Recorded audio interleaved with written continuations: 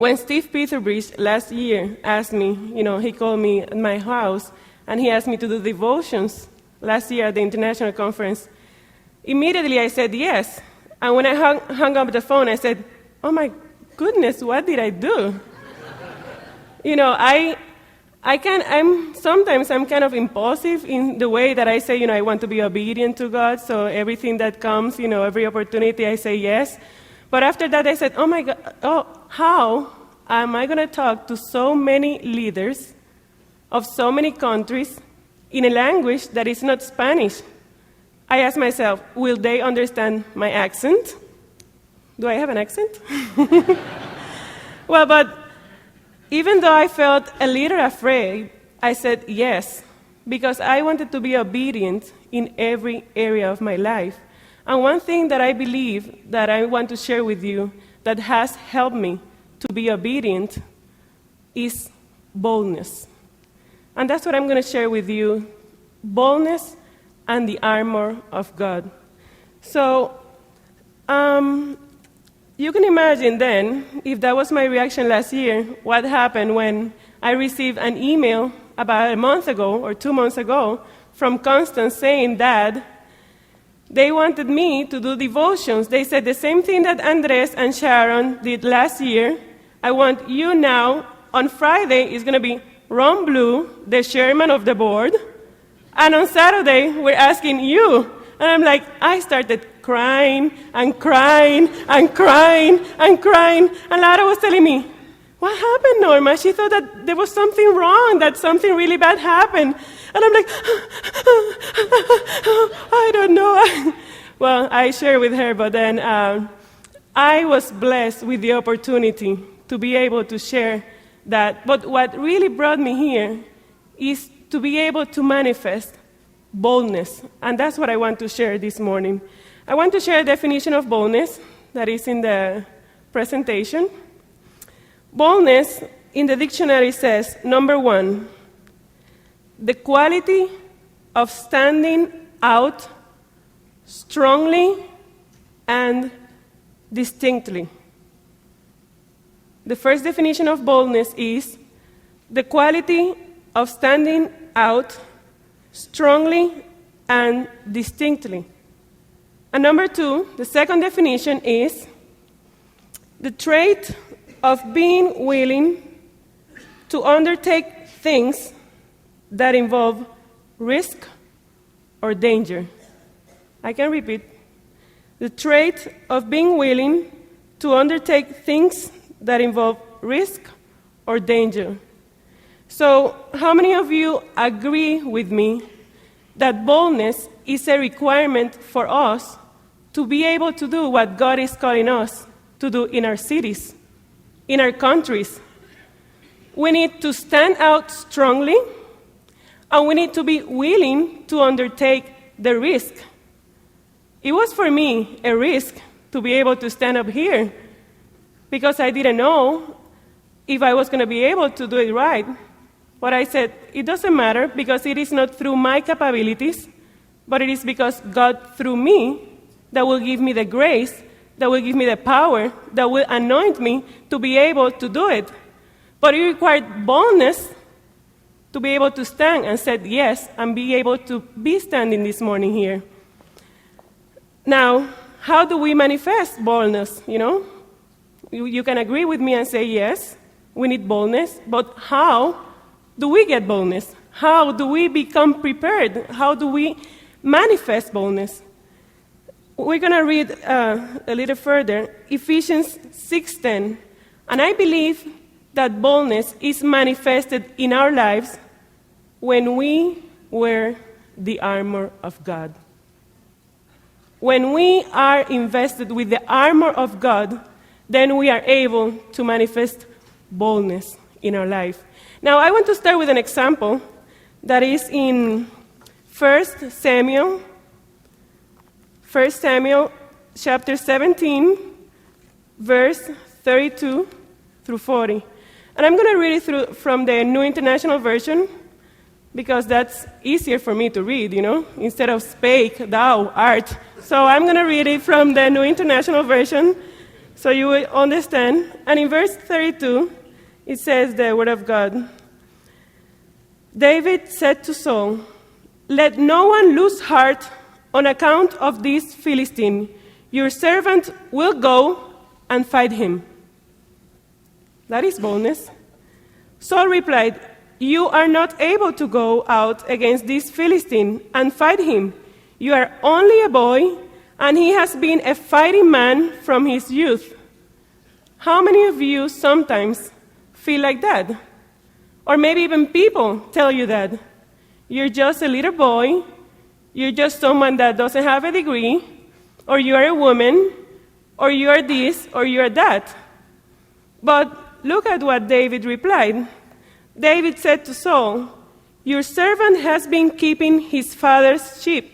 When a lion or a bear came and carried off a sheep from the flock, I went after it, struck it, and rescued the sheep from its mouth.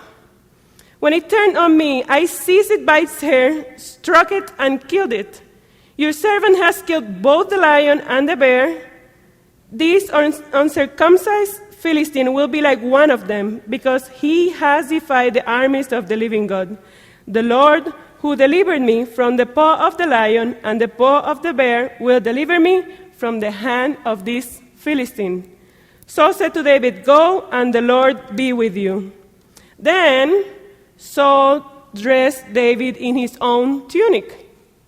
He put a coat of armor on him and a bronze helmet on his head. David fastened on his sword over the tunic and tried walking around because he was not used to them. David was not used to wear the armor that the world offered, the armor that was politically correct. Saul tried to put that armor, but David said, "I'm not used to this. This is not the armor that I use to kill the lion and to kill the bear." So he said, "I cannot go in this," he said to Saul, "because I am not used to them." So he took them off. Then he took his staff in his hand, chose 5 smooth stones from the stream, put them in the pouch of his shepherd's bag, and with his sling in his hand, approached the Philistine. So definitely, David is an example of boldness.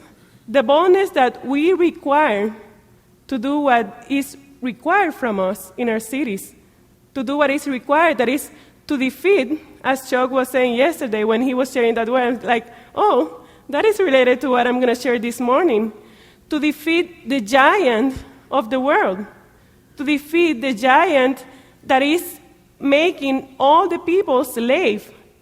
So we have to manifest boldness, but we have to wear the armor of God. Now, nobody believed in David. If you read before that, his brothers despised him. They looked him down. But he defeated Goliath because he was bold. I have to give you, he was bold in the smaller challenges, as when he defeated the lion and the bear. He didn't kill a giant at once. That was not his first challenge. He was first faithful in the laboratory that he had, taking care of the sheep of his father. He first killed the lion, then he killed the bear, and then he killed the giant. But he took step after step. He was bold in the little, and then God promoted him in the big. And I have to give you my personal example in this. When I came to the first conference, that was 3 years ago, the first conference. This is my 4th international conference. So I am one of, as somebody tell me, "Oh, you're one of the veterans, of the conventions." Yes, I was in that first meeting in the basement. And when then they asked Puerto Rico to give the report, I was the only woman that was going to give a report, and I was shaking. Now, let me tell you something. When I was in the secular market, in my secular job, I was not afraid of speaking in public. I was not afraid of leading a meeting. I was not afraid of that, but after I quit, I have such a respect for the call of God in my life. And I know it's different. I know maybe in my secular job, in my situation specifically, I used to fight with the armor of Saul. Now I understand that I have to fight with a different armor that is not dependent on my abilities, it's not dependent on my degree, it's not dependent on my work experience. Of course, God can use that, for His glory. It's a blessing to have all that. But really, really, what will make a difference in our lives is to wear the armor of God. When I came to that first conference, I was able to overcome my fear of maybe not being accepted or maybe not being able to do a good representation. I was able to overcome that, and I stood and I gave my report trembling, and at the end I was okay. So that was my first lion, can we say? Now on the second convention, that was in November, in the month of August of that year, God gave me a word in my quiet time for the leadership. And I know that it had to be a word of God because it was like when you dictate something and it was in English, my natural language, and when I pray to God, I pray in Spanish. As Andres said, the heavenly language, but no, don't get mad. But really, I know it was from God. But I suffered for 2 months and the whole convention to know how I was going to be able to give that word to the leadership. Who am I again? I am a little girl, but I'm a little girl. Nobody knows me. Are they going to accept that? So for the whole week I suffered, but I was obedient. Boldness manifested. So I gave it to Dr. Dick Wynn, and I said, well, whatever you want to do, and he accepted with joy the word from the Lord. So my third convention then, Steve asked me to do the devotions. So I'm like, oh, how am I going to do it? But, then that was like the lion, the bear. I did the devotions, and it was a blessing. Now I'm killing my giant standing in front of you, But what I'm telling you is, as the word says, if we are faithful in the small, God will bless us. And I think that boldness and wearing the armor of God, as I'm going to show you from the Word of God, is also like a learned discipline. You just have to overcome your fears, you have to overcome yourself, and you have to forget about your weaknesses, and you have to be able to say yes to God.